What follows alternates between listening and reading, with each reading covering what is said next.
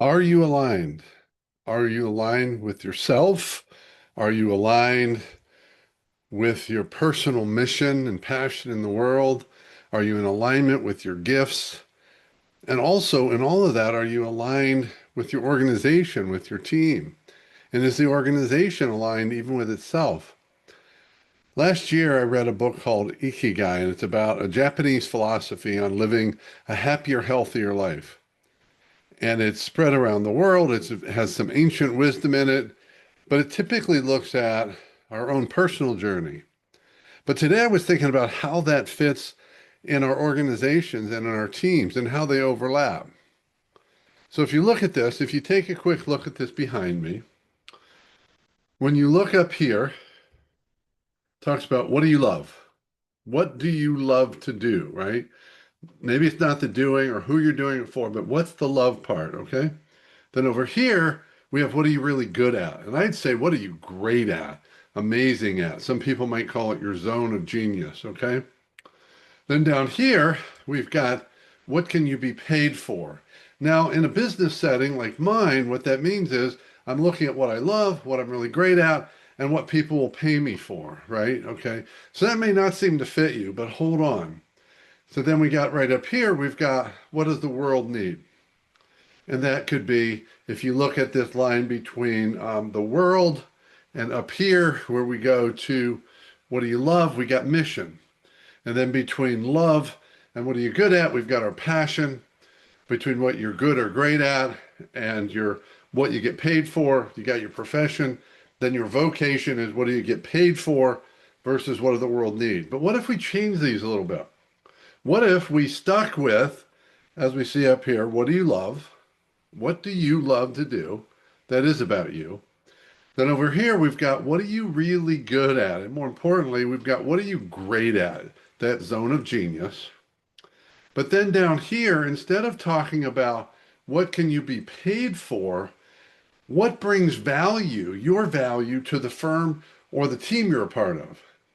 So in a sense, because if you work for someone, you're being paid, hopefully for your value, but often getting paid for just the stuff you do.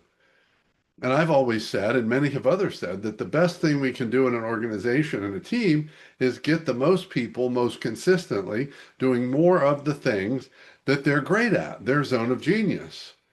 But I would add, and that they love doing. Because actually, I've learned the hard way that you can be great at doing something, but not love doing it. I was a great lawyer, and I didn't love it.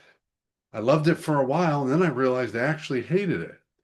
And when you think of what the world needs, what if instead of looking at it in terms of what does the world need, what do our clients need? What do our clients want? What's the value they're looking for?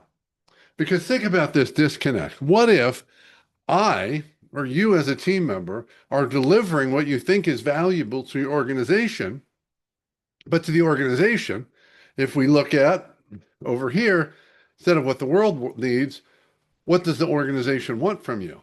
So you could be delivering in alignment with you, but not in alignment with what the organization or team wants or desires. By the same token, you and your organization can be delivering to your clients what you think they want, but it's not really what they value. And you've got this disconnect. So there's all sorts of potential disconnects.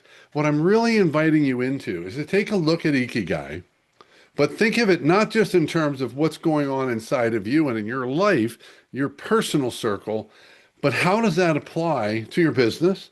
How does it apply to your role if you're an employee? As an organization, how does it apply to your organization?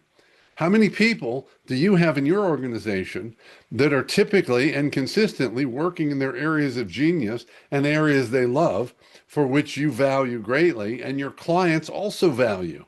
Because wherever there's a disconnect or a misalignment, it's time to make some adjustments. Some of those may end up being people adjustments. Maybe they're just focus or priority adjustments. But the point here is get clear on what's the zone of genius for everyone. What's the value? What's the love? And what are the needs of the organization or the world? And get those lined up. It'll create healthier humans, healthier relationships, healthier organizations, and healthier worlds. If you want to talk more about it, let me know. It may seem complicated. This is brand new to me, but it's really resonating as a way for organizations, teams, and everyone on that team to get better aligned than they've ever imagined, all for the greater good. See you next time.